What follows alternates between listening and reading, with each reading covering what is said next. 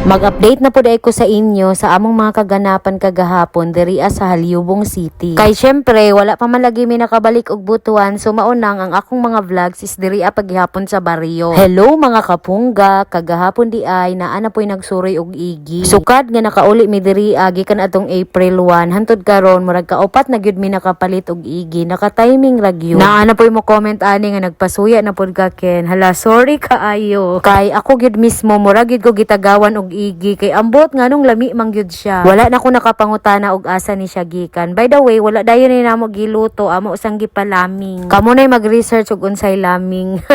Pagkahapon ana kani si Pupong ako na pong gipagawas unya malingaw gid ko magtan-aw basta magsugat ni sila. Sa iro sa among silingan kay match-match ra gyud og mga lawas. Halata kaayo nga mga palangga gyud. Pagka mga alas 4 kay kapoy naman lagi mo bagta sa Boulevard. So diri na lang mi nagdula og badminton. Kaning akong badminton guys, set na ni siya. Basig ganahan mo, free sample naman gud ni nako. Pero basig na ay ganahan mag-order, mga 200 plus ra ni siya or 300 na anay ko an shuttlecock. Unya, wal nagdula mi diri kani pong mga bata, nagdula po dai sila, kay naa po dai sila badminton. Mura gid siya nahimo kagahapon og kanang badminton court. Actually, double purpose gid kaayo ang imong pagkuan diri pag badminton, kay aside sa pagdula nimo, makita pod nimo ang mga tao sa kalsada padulong sa crossing. Kay gikapoy naman mi og dula sa akong pag-umangkon. So amo na pod ni gipahulam ilang Sir Aye. Sila na pod ang nagdula diring dapita. Nindot man gud ni nga pasingot ang badminton. Nice pod siyang exercise kay magdagan-dagan pod baya ka kay imong i-catch ang shuttlecock. Unya diring dapita sa may tindahan duol sa simbahan, so naapoy mga gatambay diri kasagaran kay mga kalumunan ra gyud gihapon nato. Sa ako pang giingon nindot gyud magtambay diri ang dapita kay maklaro man gud nimo ang view paingon sa cruising. Paghapit na mag alas 5, so niagi na po dayon ni ang Malunggay Pandesal. Makatawa baya ko ani ni kuya kay niingon baya ni siya nga, "Ma'am, kinsa di ang nakadaog sa volleyball, ma'am?" Anak ko nga updated di ay kaya ana siya nga, "Oo kay ni tan-aw man daw siya dito." Actually wala gid siya niabot dito sa may tumoy. Pero niabot daw siya og suray ditong dapita kay naa man lagi mga tao daghan. Dili pod gud mi permi gapalit og Malunggay Pandesal kay lagi usahay nakakasawa manggod niya at the same time. Alaws anta kay unsaon ta man dili man lagi ta adunahan. Taud-taud ana niabot di ay ni ang among tita Linda. Kay nakabalita man siya nga niabot ang among kuya GB, so maunang ni ani siya diri sa balay. Kay mangumusta pud in tawon siya sa iyang apo kung naunsa na. Gani diri ang dapita, so nagchika-chika na sila kung unsa nay mga update sa live. Isa sa akong pinakaganahan gyud diri sa baryo no kay daghan gyud kaayo ta og activities nga mahimo. Kay dito among gud sa syudad na naara gyud mi permi sa balay. Diri sa baryo kay makadula-dula man ta unya makabagtas-bagtas daghan og matrabaho. Dito kay limited ra man gud ang lihok. So mauto diri ra ko taman mga kapunggak. So ugma na pod mag-update na pod ta kung unsa na po yung mga happening sa atong mga live. Bye mga kapunggak, ampi.